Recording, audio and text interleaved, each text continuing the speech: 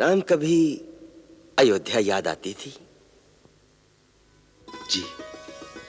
छोटे भाई, माताएं तो अवश्य याद आती होंगी। तात, सब याद आते थे, परंतु जिस कार्य के लिए आपने हमें भेजा था उसमें जरा से भी त्रुटि न रह जाए, उसके प्रति सजग रहने में सदा इस बात का आभास रहता था जैसे आप हमारे साथ हैं और हमारा मार्गदर्शन कर रहे हैं। इतनी कम आयु में तुमने जो आदर्श, जो सत्कर्म संचित कर लिए हैं,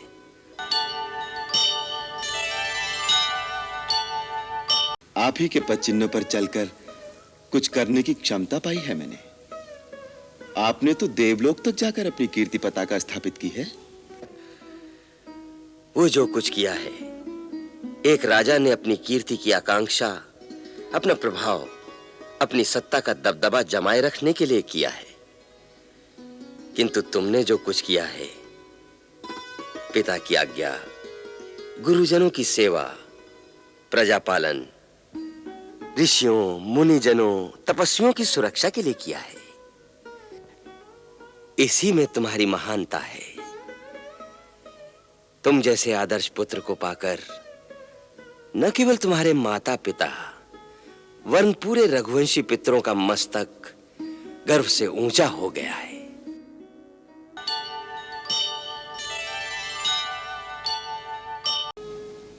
आपने अंत समय में माता कैकेयी से कहा था कि मैं तेरा त्याग करता हूं।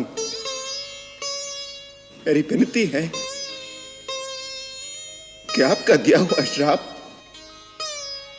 मेरी माता को स्पर्श न करे और आप उन पर और भरत पर प्रसन्न हो। मेरी माता को श्राप मुक्त कर दीजिए। यदि मैं अपनी माता को श्राप मुक्त न कर सका तो मेरा ये जीवन निष्फल रहेगा पिताश्री।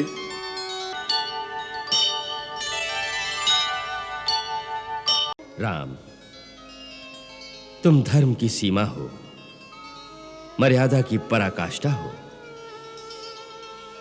राम, तुम्हारे दिव्य तेज से मेरे मोह और भ्रम का अंधकार दूर हो गया है। अब मुझे कैकेयी पर भी कोई क्रोध नहीं रह गया। तुम्हारे और भरत जैसे पुत्र को पाकर कैकेयी भी धन्य हो गई है। हम अपना शाप वापस लेते हैं।